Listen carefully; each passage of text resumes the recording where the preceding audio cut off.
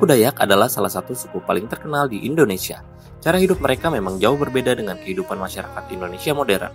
Namun, mereka melakukan itu untuk melestarikan budaya dan jalan hidup yang mereka terima dari leluhur terdahulu. Bila membicarakan suku yang satu ini, memang banyak cerita seram yang gahar. Dulu, Dayak punya riwayat bikin Belanda kalang kabut saat menjajah negara kita. Mereka bahkan berhasil membuat serdadu negeri Kicirangin itu pulang kampung. Katanya sih karena banyak hal mistis yang terjadi pada mereka di sana. Tapi keseorang Dayak tak cuma sampai di situ. Nah, kali ini Top 5 akan membahas 5 hal yang membuat suku Dayak disegani dunia. Tapi sebelum masuk ke videonya, jangan lupa diklik tombol subscribe dulu ya guys. Pertama, tato. Tato bagi suku Dayak adalah tradisi yang mempunyai makna tersendiri. Kultur tato dari suku Dayak adalah salah satu yang tertua di dunia. Bagi mereka, makin banyak tato di tubuh pria Dayak, maka sudah banyak pula daerah Dayak yang sudah ia kunjungi. Dan asal tahu saja, menginjakkan kaki dari satu daerah ke daerah Dayak lainnya bukan hal mudah. Selain jaraknya yang ratusan kilometer, hal ini dilakukan dengan jalan kaki dan menembus lebatnya hutan liar. Begitu terkenalnya tato Dayak ini, hingga banyak wisatawan yang berkunjung ingin pula memilikinya. Menurut catatan, bukan hanya wisatawan lokal saja. Musisi terkenal Anthony Kiedis dari Red Hot Chili Peppers juga pernah datang ke bumi Borneo, hanya demi mendapatkan tato asli dari suku Dayak. Saking inginnya, ia rela menerobos rute yang terjal dan hutan lebat. Kedua, Mandau. Parang mematikan. Mandau adalah semacam parang yang selalu dibawa-bawa oleh pria Dayak.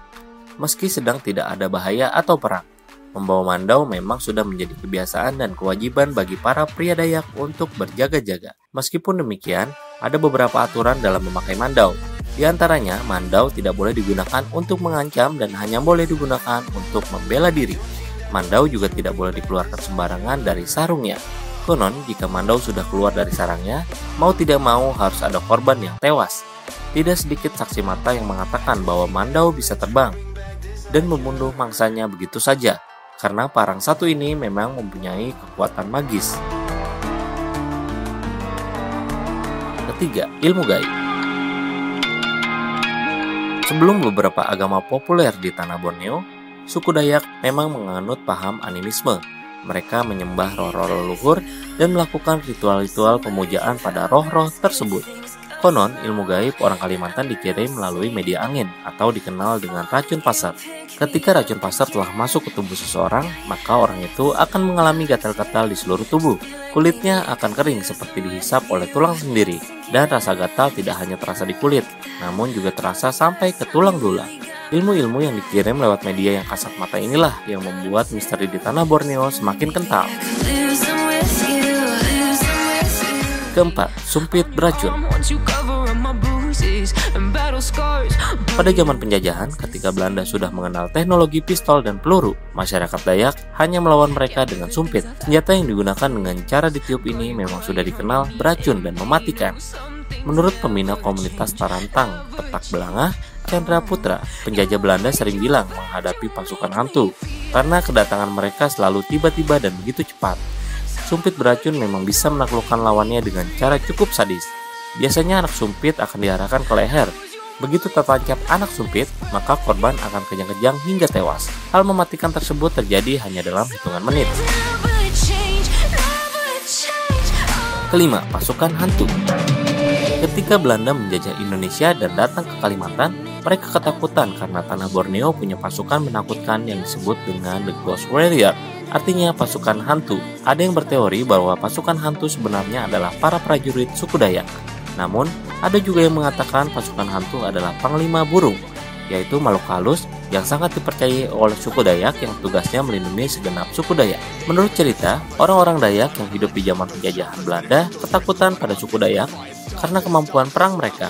Orang Dayak menyerang penjajah dengan menggunakan sumpit dan mandau, yang jika sudah digunakan pasti menelan korban nyawa.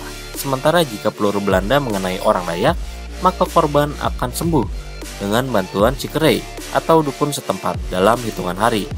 Itulah yang akhirnya membuat Belanda hengkang dari bumi Borneo. Nah, itulah tadi beberapa cerita mistis dari suku Dayak Kalimantan. Memang ada beberapa cerita mistis yang masih perlu diverifikasi kebenarannya. Namun kebanyakan orang yang sudah menginjakkan kaki di tanah Borneo akan merasakan aura mistis tersebut. Mungkin untuk membuktikan kebenarannya, Anda perlu datang sendiri ke Borneo. Dan suku Dayak adalah salah satu kekayaan budaya Indonesia yang perlu kita lestarikan. Sama seperti budaya lain di Indonesia yang memiliki ciri khas dan keunikannya tersendiri. Nah, itu tadi guys, 5 hal yang membuat suku Dayak disegani oleh dunia. Gimana menurut kalian guys? Jangan lupa tulis di kolom komentar ya. Thank you.